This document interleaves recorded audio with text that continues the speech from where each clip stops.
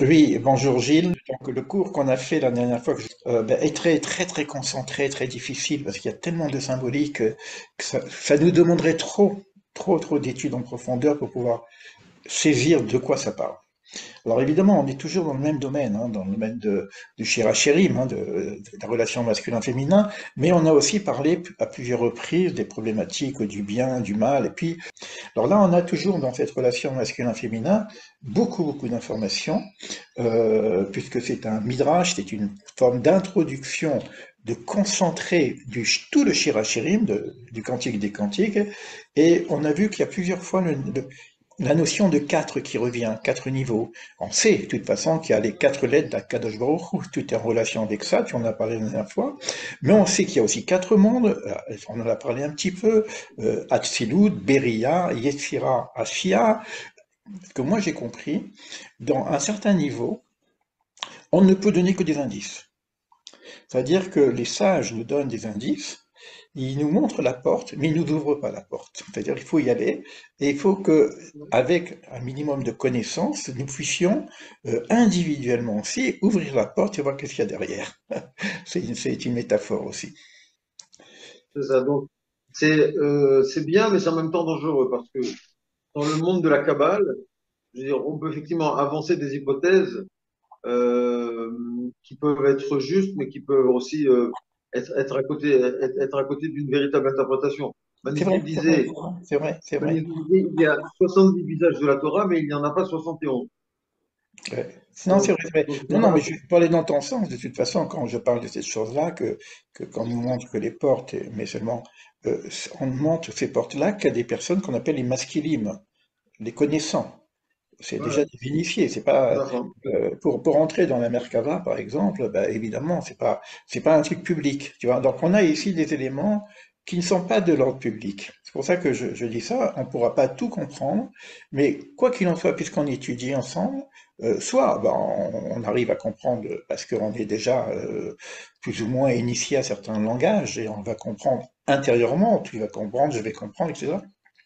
C'est pas sûr que tout peut être compris au niveau grand public, c'est ce que je veux dire par là, mais quoi qu'il en soit, on doit donner quelques indices de sens au grand public lorsqu'on met Ouais, en c'est clair. voilà, lorsqu'on Tout à met fait. mais Moi, moi, et- je crois beaucoup à la, à la pédagogie de la Torah et que la Torah a été donnée pour le plus grand nombre et qu'il faut être capable de faire passer un message aussi complexe soit-il dans un langage le plus simple qui soit et qui soit accessible à tous. C'est ce que j'ai et- essayé de faire dans tous mes c'est livres. l'objectif qu'on a, J'espère que c'est j'ai l'objectif, réussi. voilà. Alors, c'est l'objectif qu'on a dans cet échange tous les deux. C'est pour les Mais aider. en même temps, Manitou disait, puisqu'on a quand même le même maître, hein, Manitou disait qu'on ne peut pas comprendre le pshat, c'est-à-dire le littéral, le simple, le réel, si on n'a Ouais. pas quelques éléments, quelques informations du Sod. Donc, ces éléments-là vont nous permettre de comprendre le réel. Et je dis même la situation que nous vivons aujourd'hui aussi. Tout à fait.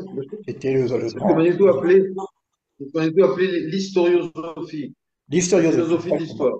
Exactement. D'accord. Et le Ramchal le dit clairement dans le Kalar Pitrei Chochma, dans le premier portique. Il dit que la Kabbale est la science de vérité qui permet d'interpréter chaque événement et chaque créature du monde. Donc, D'accord. il faut être capable, si on est un vrai kabbaliste, d'interpréter tous les événements, absolument tous, Exactement. y compris les guerres, y compris tout. Ok, donc on va revenir un petit peu à nos moutons, parce que là on n'a plus Ouais, parlé de on y moutons, va. donc dans le texte lui-même. Et on va faire le rapport maintenant entre la gestation d'un enfant et la gestation du monde. Donc je lis le texte sur lequel on s'est arrêté. Et de même que la femme a des contractions et des douleurs au moment de l'accouchement, ainsi, lorsque le Saint béni soit-il voulut faire sortir la terre à la lumière du monde, les eaux montaient et descendaient, les montagnes s'élevaient, les vallées se creusaient, on est en train de vivre un accouchement, tout simplement. On est bien là, hein. Mhm. Alors je te laisse continuer. Alors, que fit le Saint béni soit-il? Il fit sortir du sol des grondements et des tremblements, et les eaux s'enfuirent, comme il est écrit dans les psaumes. à ta menace, elles prennent la fuite, à la voix de ton tonnerre, elles se précipitent. Et là, Mopsik fait référence au Pirkei des Rabbi Eliezer, au chapitre 5, que je suis allé voir, Ah, super. et ça a été traduit aux éditions Verdier aussi. Donc ici, on a la notion qui est fondamentale dans toute la Kabbale, notamment dans le Zohar et chez le Harizal, savoir ce qu'on appelle les eaux masculines et les eaux féminines. C'est ça qui va créer le lien entre masculin et féminin, puisque Dieu est le masculin qui donne, et Israël est le féminin qui reçoit justement la semence de Dieu. Tout le Zohar est fondé sur cette idée-là, de l'union du masculin et du féminin, qui va ensemencer la terre, et de l'homme va ensemencer sa femme, et de là, il va y avoir jaillissement des neshamot, des âmes d'Israël. Je vais rajouter quelque chose quand même, parce qu'on parle aussi de la souffrance et tout, de ce que nous vivons aujourd'hui. Dans le psaume, je crois que c'est le psaume 121, que je ne me rappelle pas, c'est un psaume que les Ashkénazes chantent avant le Birkat Hamazon, Shir Ma'alot Be'eshuv Adonai et Shirasi Yonayenu Kel Chomim. D'accord, donc on est comme des rêveurs, etc. C'est ce chant magnifique où on entend les nations reconnaître un petit peu la puissance divine, et c'est à ce moment-là que nous serons heureux, mais il dit quelque chose de très puissant aussi, il parle des larmes qu'on a par rapport aux épreuves qu'on a. Parce que là, on parle de la souffrance aussi, hein, que c'est une essence quand même dans la souffrance. Et on sait que le Mashiach aussi, il va venir aussi, peut-être, en tout cas, dans des situations un peu difficiles. Et ce que nous vivons, c'est extrêmement difficile. Et il y a beaucoup, beaucoup de larmes. Et ce qui dit le texte, le psaume dit que ces larmes vont ensemencer ce qu'on vient de dire là, on ne sait pas ensemencer puisque c'est de l'eau, vont arroser le désert du Negev pour qu'il puisse donner ses fruits. C'est extrêmement puissant, c'est-à-dire le paroxysme de la souffrance qui fait qu'il y a des larmes, moi j'appelle des larmes d'âme, qui coulent dans nos joues, mais c'est ces larmes d'âme, c'est-à-dire la prise de conscience de ce qui se passe dans le monde, c'est aussi des larmes qui vont arroser le désert du Negev pour donner ses fruits. Ouais, Ça, c'est le psaume sur matière. C'est magnifique. Moi, quand j'ai lu ça, je suis parti en extase. Je me suis dit, c'est et on le retrouve même dans la terminologie même de la notion du Mashiach, puisqu'on parle de Révélé Mashiach. exact. Révèle, ça veut dire la souffrance. Et c'est pour ça que tu sais que la table d'accouchement en hébreu, comment elle s'appelle? Elle s'appelle Mashber, Waouh. la crise, la souffrance. Voilà. Mashber. Donc, une femme accouche en passant par une crise. Donc, tout accouchement est douloureux. Et c'est un Euh, peu, et, euh, c'est ce qu'il dit là, tu vois. Il parle de ça finalement. Il parle de cet accouchement en question où il y a c'est comme un tonnerre, etc. Donc on voit même les termes lui-même, quoi. Hein. Le sol des grondements et des tremblements, et les eaux s'enfuirent comme il écrit. Et ta menace, elles prennent la fuite à la voix, et ton tonnerre, elle se précipite. Donc, tu vois, il y a beaucoup, beaucoup de symboliques extraordinaires à voir là-dessus. Ok, mais quoi qu'il en soit, mais elle reste indolente et sale comme l'enfant qui naît, indolent comme un mort et sali par l'accouchement. Alors c'est vrai que lorsqu'on voit l'accouchement, si on ne connaît pas les techniques d'accouchement sans, je ne parle pas des techniques d'accouchement sans douleur, parce que il y a la notion du sans douleur, parce qu'aujourd'hui on sait qu'il y a des techniques très primitives pour accoucher sans douleur, mais il y a aussi l'accouchement sans violence. Moi, j'ai connu ça avec le docteur Le Boyer, toi qui es médecin, etc., qui avait une méthode qui s'appelait la méthode Le Boyer d'ailleurs. Et moi, mes trois enfants sont nés comme ça. On appelle ça l'accouchement sans violence. C'est-à-dire que le passage de l'intra-utérine à l'extérieur se fait vraiment sans violence, en douceur, dans la pénombre. On met l'enfant dans de l'eau au même niveau de température que la mère. C'est le père qui prend l'enfant. Le père parle à l'enfant, mais le père avait déjà préparé sa voix en parlant avec l'enfant. Il y a tout un système qui est magnifique. Donc là, on va voir qu'il y a une douleur au niveau de l'enfantement, mais il y a aussi un problème pour l'enfant. Et c'est que si l'enfant il va pas s'allaiter correctement, bah, il peut ne pas grandir. Et c'est tout le problème qu'on a dans notre situation où nous sommes comme des enfants où on n'a peut-être pas allaité de ce Shefa divin. Alors ici, ce Shefa, il est représenté par la neige, etc. Mais on sait que bon, ça peut être la lumière. En tout cas, quoi qu'il en soit, le monde lui-même, une fois qu'il sort de la matrice, doit recevoir ses eaux matricielles, ses eaux masculines en tout cas, d'en haut. Voilà, donc on a toujours cette même réflexion. Alors, on y est là. Alors, Il y avait même dans les années 70-80 un livre qui était sorti qui s'appelait Le cri primordial. oui aussi, exactement. Tu connais ça? Donc, on dit que la première souffrance de l'enfant, c'est justement lorsqu'il arrive au monde et qu'il pousse un cri de souffrance, puisque c'est ce passage-là du monde intra-utérin au monde extérieur. Et donc, ici, le Zohar nous dit que c'est effectivement une souffrance, mais de cette souffrance-là va naître après, si on sait se relier à la lumière divine, va naître après une grande espérance. Oui, d'ailleurs, le Et qui texte va, qui après, va il parle s'acquérir, qui va s'acquérir tout au long de la vie. Manitou exactement. dit, le but du juif, c'est quoi? C'est d'acquérir ce qui nous a été donné de façon gratuite à la naissance. Donc, de mériter la vie qu'on a reçue de façon Exactement. gratuite, de passer du récès au srout, de passer de ce qu'on a reçu par grâce, de passer au niveau du mérite. Voilà. Le Rambam, tout le début du Tevunot parle de ça, justement, de la notion du mérite de la vie. Et Manitou dit, c'est là tout le sens de la durée de la vie. La durée a quelque chose de fondamental, c'est ça qui nous permet d'acquérir notre mérite.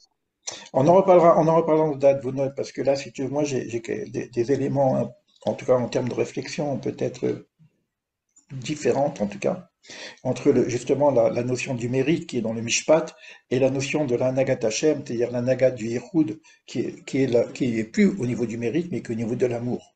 Mais on en reparlera. Mais ce qui est intéressant dans ce que tu dis là, c'est que on sait que l'enfant a besoin de ce cri. Parce il faut qu'il respire. Donc il a besoin de ce cri. À l'époque, on donnait des coudes sur les fessées du bébé pour ce premier cri. Et Euh, on secouait le bébé. Et là, il parle de ça. L'enfant, voilà, on dit qu'est-ce qu'on dit? Et même que l'on secoue l'enfant jusqu'à ce qu'il s'éveille. on le secoue l'enfant jusqu'à ce qu'il s'éveille. Voilà. Et que l'on place près de lui du feu et un chandelier pour le réchauffer et un miroir pour l'éclairer. Ainsi fit le Saint béni soit-il avec la terre lorsqu'elle sortit du sein des eaux. Donc on a vraiment ici un parallèle qu'établit le Zohar entre la naissance d'un enfant, tout simple, et la naissance du monde. Exact. Donc le père ici est le père qui va ensemencer et la mère, donc c'est le monde qui va être créé par la force divine. Tout cela est dans un même verset. Voilà. Il amène de nouveau un verset des psaumes.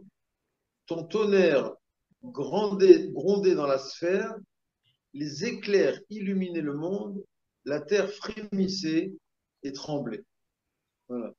Le Midrash dit, cité par Rashi au début de Bereshit, que Dieu a créé le monde selon la midatadine, selon la mesure Exact. de justice.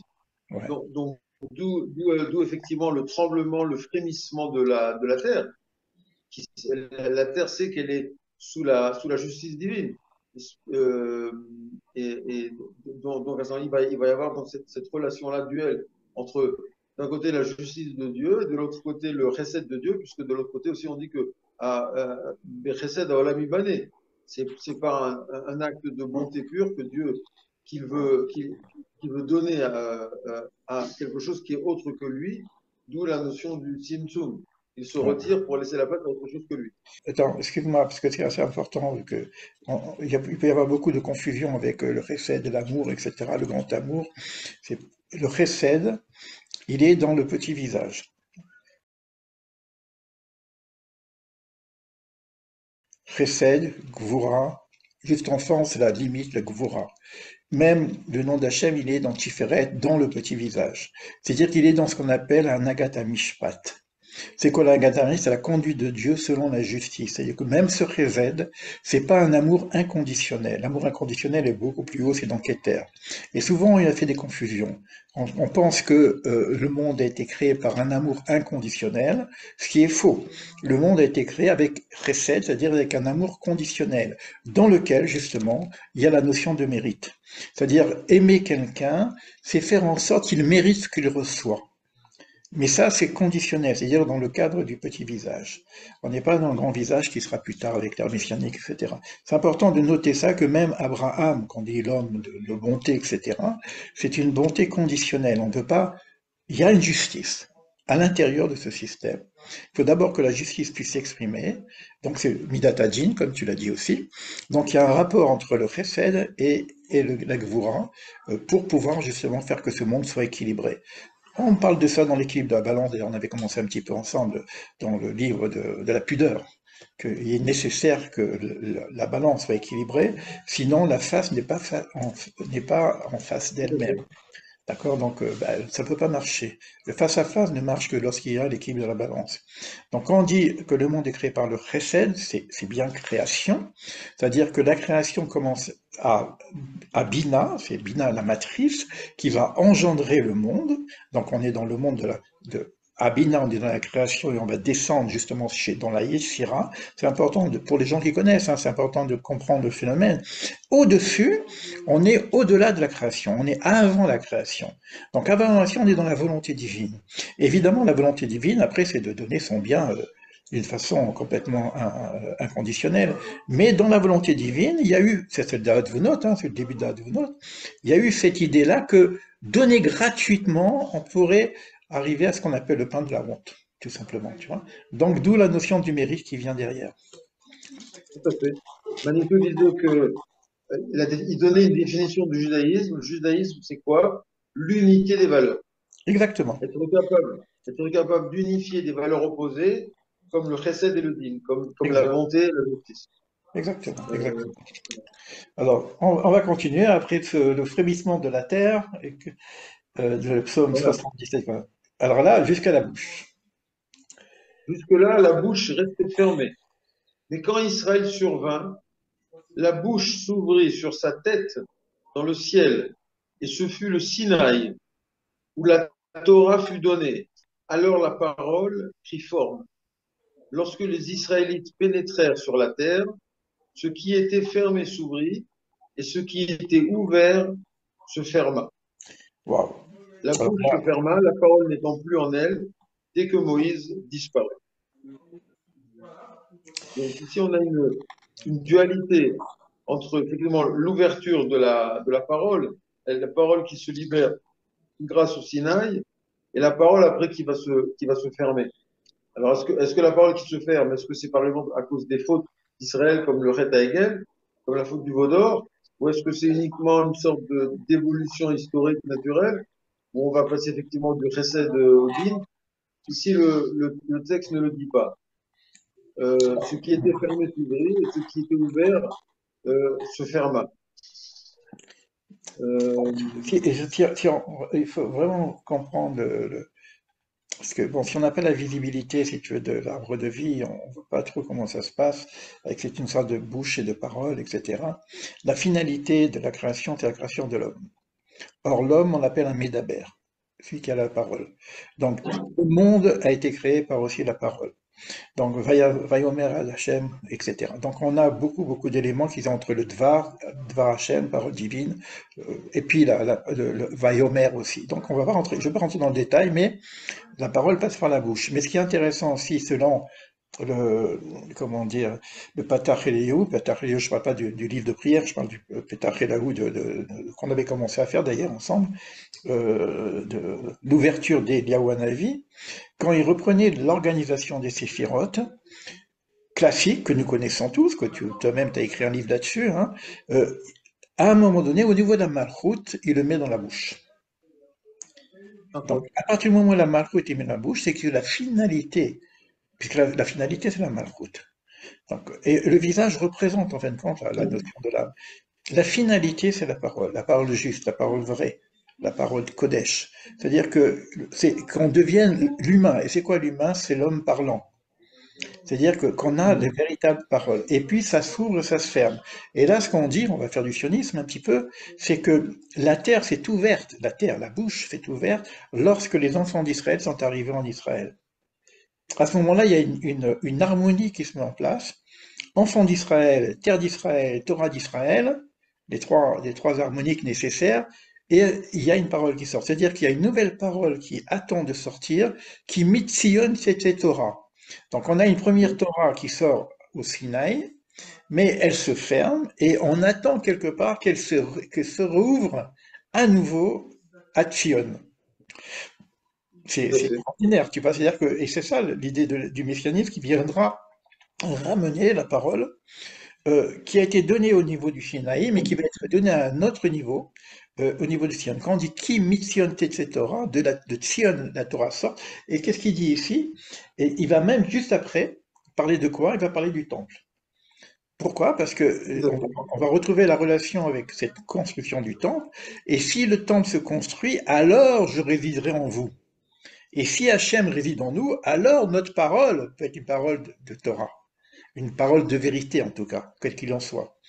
Donc on a une mutation de l'identité par le fait de construire le temple à Jérusalem et que la prophétie puisse revenir et que les paroles que nous ayons soient aussi des paroles divines. Moi je dis c'est pas de rendre c'est une phrase comme ça que j'ai, la finalité c'est pas de faire de ce monde un monde humain, c'est de faire de ce monde un monde divin. C'est vrai, quoi. Mais moi, ce qui m'interpelle, c'est ce qui dit, ce qui était fermé lorsque les Israélites pénétrèrent sur, c'est une phrase très importante du Zohar. Lorsque les Israélites pénétrèrent sur la terre, ce qui était fermé s'ouvrit. C'est ça exactement. Alors, Par contre, ce qu'est-ce qui qui était était fermé? ouvert, C'est-à-dire, la parole du Sinaï s'était fermée pendant les 40 ans du désert? c'était la Torah du Sinaï. D'accord? Ouais. C'est pas Et une ça, Torah ça s'est nouvelle. fermé. Cette Torah se ferme pour que Hein? une nouvelle s'ouvre. Si je reste sur Voilà, l'inconnu, une Torah des il faut passer à une Torah des l'inconnu. Israël. Et C'est la Torah des restes Israël. C'est une autre Torah. C'est une autre forme de lecture de la Torah. Il paraît que les lettres et les mots vont être les mêmes. C'est peut-être la division qui va être difficile parce que, à la limite, la Torah était donnée il n'y avait pas de virgule. C'était un seul nom. Qu'un seul nom. Après, ça a été divisé en mots, en phrases, etc., et en paragraphes. Mais au début, c'est le nom d'Akadosh Baruch Hu. Ce nom, on le perd, on ne connaît pas.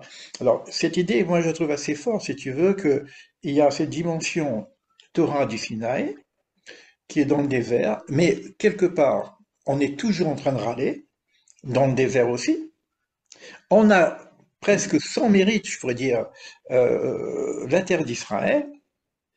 À ce moment-là, ça commence à s'ouvrir.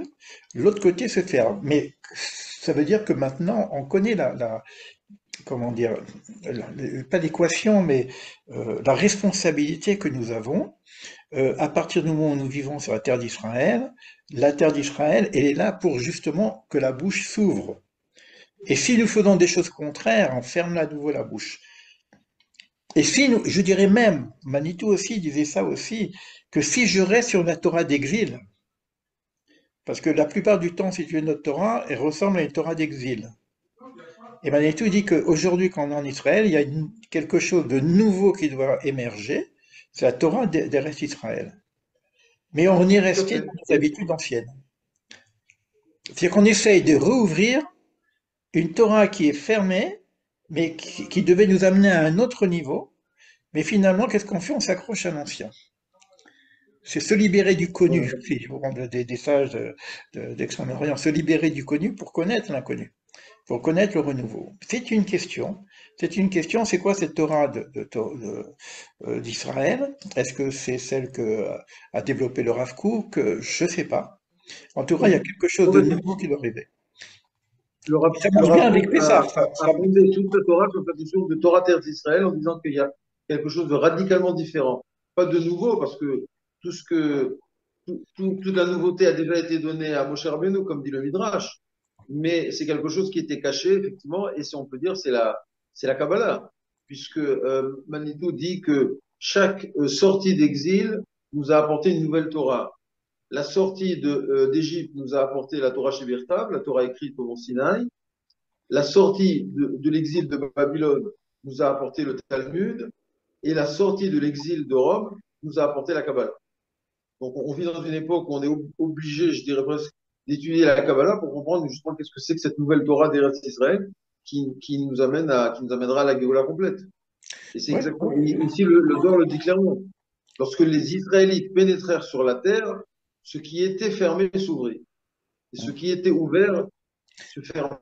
Donc il y en a bien un changement, quelque chose qui vient. Il y a un changement qui se fait fondamentalement. Donc, Et c'est la même Torah, hein, puisque ça c'est clair, la Torah ne changera pas, mais c'est une compréhension en profondeur. Et c'est c'est intéressant.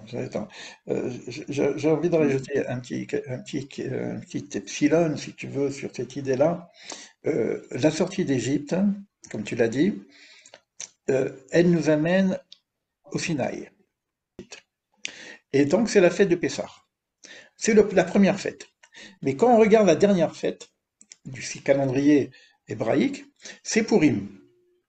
Or, à Purim, on dit caché, je cacherai ma face. On est sorti de la première face cachée à ce qu'on appelle la matrice de l'Égypte, la naissance du peuple d'Israël et le don de la Torah au Sinaï, mais le processus final, c'est dernière fête, c'est Purim. C'est quoi Purim? C'est Migillat Esther. C'est la révélation du caché. Mais quel niveau caché? Comme c'est marqué deux fois caché, caché, je cacherai ma face, c'est comme si qu'il y a un deuxième niveau de révélation qui devrait se faire dans la notion de Purim. Et pour ça, on nous dit jusqu'à ce que tu ne saches pas. Ashelo Yada. Quand tu sais que tu ne sais plus, qu'on a terminé ce premier cycle, à ce moment-là, on peut atteindre le deuxième cycle de révélation, qui est la révélation qui est donnée à Purim, en rapport très proche de ce que nous vivons aujourd'hui par rapport aux guerres, etc. Puisqu'à Purim, c'était aussi une extermination, c'était la solution finale qui avait été proposée par Ahasverosh à l'époque. C'est revenu avec la Shoah. Ça n'a pas marché à Ahasveros, ça n'a pas marché à la Shoah, ça n'a pas marché le 7 octobre. Mais quoi qu'il en soit, c'est la même notion. Jusqu'à ce que tu saches pas, mais il y a quelque chose qui est très très dur parce qu'il y a une forme de décret d'extermination du peuple d'Israël à ce moment-là. Euh, eh ben, on est toujours là, on est toujours vivant, mais en même temps, Purim, là, c'est bientôt, hein, on est dans le mois d'Adar, Purim pourrait être un élément révélateur de la face cachée dont nous parlons maintenant. Cette nouvelle Torah, parce qu'on parle de juifs et on parle de Purim que après la Torah, après même toute la Bible, c'est bien après. D'accord, tout ce qui s'est passé dans le temple, etc. Donc on est vraiment dans ce rapport avec cette nouvelle Torah que moi, la dernière fois, je t'avais dit, j'aimerais bien rester vivant pour voir la fin du film, quoi, en gros. Et regarde ce qui est dit juste après, comme c'est puissant. Regarde, je pense que de toute façon, comme on avait fait déjà une bonne demi-heure, on va s'arrêter sur ce paragraphe-là. Voilà, quand il parle du temple, et la construction du temple, s'ouvrit, il a, la bouche se ferma, la parole n'étant plus en elle dès que Moïse disparut. Au d'accord? contraire de l'homme, le nombril, c'est-à-dire le temple, s'ouvrit. Et de là, il mange ce que mange sa mère et boit ce que boit sa mère, et le monde entier est nourri du suc de quoi? De la terre d'Israël. Donc on voit bien que la finalité, c'est la terre d'Israël et le Beth Amikdash. Oui, Donc, mais que le monde entier soit nourri de ça, c'est-à-dire qu'on est vraiment hors la goïm, lumière pour les nations. Le temple, c'est pas le temple, c'est la maison de prière pour l'ensemble des nations, c'est aussi le suc pour ouais, l'ensemble du monde. C'est ça l'idée bien sûr. finale. Et regarde, quand on dit se nourrit du suc de la terre d'Israël va représenter le féminin. Au niveau de la naissance, on sait qu'on a besoin de se nourrir du lait de la mère, et au niveau de syphrotique, on sait que le petit enfant doit monter jusqu'à la bina pour prendre le lait, il y a le rapport avec le lait, le sein, etc. Et donc on a ce même rapport, si tu veux, mais ça veut dire que le féminin universel, celui qui va donner le lait pour l'ensemble de l'humanité, c'est la terre d'Israël. C'est le même rapport. Complètement. C'est énorme. C'est-à-dire que Israël, maintenant, Israël est le centre du monde. Donc le centre du monde au niveau spirituel, évidemment pas. pas Alors, géographique. il faut le voir au niveau métaphysique, au niveau maintenant, je dirais même le sein du monde, tu vois. Le Totalement. Donc, cœur comme ça, S-E-Y, le et cœur comme les, S-A-I-N-T. voilà, le cœur comme les seins qui va donner du lait, ce qui est marqué le suc de la terre d'Israël. C'est-à-dire qu'il y a mais on pourrait me le voir à deux niveaux. On peut le voir au niveau, je sais pas, des enseignements qu'on pourrait dire, etc. Mais moi, je vois même quelque chose de physique. C'est que la terre elle-même va donner son lait à l'ensemble de l'humanité. Tu vois, c'est comme il y a un sucre, c'est le Shefa divin, quoi, hein. C'est cette terre je dis cette terre qui est enceinte d'elle-même quelque part, mais elle est finalement, on pourrait presque dire que la terre sainte, c'est la terre qui est enceinte du monde, de l'humanité. Tout à fait. Elle va enfanter le monde entier. C'est Et ça. il y a un midrash qui dit que si les nations du monde savaient à quel point le temple est ce qui va prodiguer la bénédiction au monde entier, eh bien, les nations du monde viendraient construire le temple avec de l'or, l'eau par misée. C'est exactement Donc ça. voilà. Donc il faudrait effectivement faire passer ce message-là, de comprendre que nous sommes Vinivrechou Becha Kol Mishpechot Adama et seront bénis par toi toutes les familles de la terre, disait Dieu à Abraham. Voilà, c'est le Exactement. rôle d'Israël, de verser la bénédiction au monde entier. Mais tu vois, je crois qu'il faut vraiment insister parce que moi, c'est le texte hein, qui m'interpelle, si tu veux. C'est pas simplement la parole d'Abraham qui est le passeur, hein, Abraham l'hébreu, Abraham à Ivry, celui qui fait passer les êtres humains d'un monde à un autre monde, d'une rive à une autre rive. Donc c'est le rôle de passeur que a le peuple d'Israël, mais c'est aussi la terre. C'est-à-dire que c'est pas le juif d'exil dans une mentalité de Torah d'exil, c'est-à-dire même de Sinaï, qui peut réaliser ce truc-là. Si on fait vraiment le lien, c'est la Torah de Sion, la Torah d'Israël, mais en Israël, avec le peuple d'Israël, qui peut justement avoir ces trois piliers pour engendrer le monde. De la même façon que les enfants d'Israël sont nés de la matrice d'Égypte, et l'Égypte correspondait à la matrice, on aurait donc une matrice de l'universel avec la terre d'Israël, le peuple d'Israël, et on est en plein Manitou là. Hein. Je fais du Ouais, manoutéisme. La terre ouais, d'Israël, le c'est peuple bien, d'Israël, la continue, terre c'est d'Israël. bien. Ok, on retombe sur nos pieds avec tous les enseignements qu'on a reçus. Tout à fait, voilà, tu vois. Bon, Manitou devait très bien connaître le Zohar, parce que Manitou disait, à chaque fois qu'il avait une question dans la paracha, il disait, que dit le Midrash à Zohar? Il appelait le Zohar le Midrash. Donc le Zohar est un Midrash profond qui va nous expliquer effectivement chaque paracha. Et là, dans ce Zohar du Shirachirim, on comprend vraiment qui est évidemment, comme disait Rabbi Akiva, le Kodesh HaKodashim. On comprend quelle est la profondeur du lien, l'essentialité du lien entre Dieu et son peuple à travers ce texte-là, donc à quel point c'est un texte fondamental. on Et parle de au Zohar, milieu et au centre de cela, donc la terre d'Israël. puisqu'on parle de Manitou, à la Shalom, qu'on lui donne un peu à son honneur, si tu veux. Manitou disait que quand il était petit, c'est-à-dire à l'âge de très très jeune, avant la bar mitzvah même, avant les 12 ans, il buvait, on parle il buvait le Zohar tous les matins comme un petit lait. C'est-à-dire qu'ils avaient un rituel de réciter le Zohar, même sans comprendre, Ouais, ils l'apprennent par cœur. Comme on apprend les fables de La Fontaine, et puis plus tard quand on est grand on comprend, ils avaient le Zohar c'est comme les gens, ils récitent les Mishnayot, tu vois. Là, ils récitaient le ouais. Midrash du Zohar, et c'était un rituel de réciter. Le Zohar était lu complètement, toutes les années, comme on lit la Torah.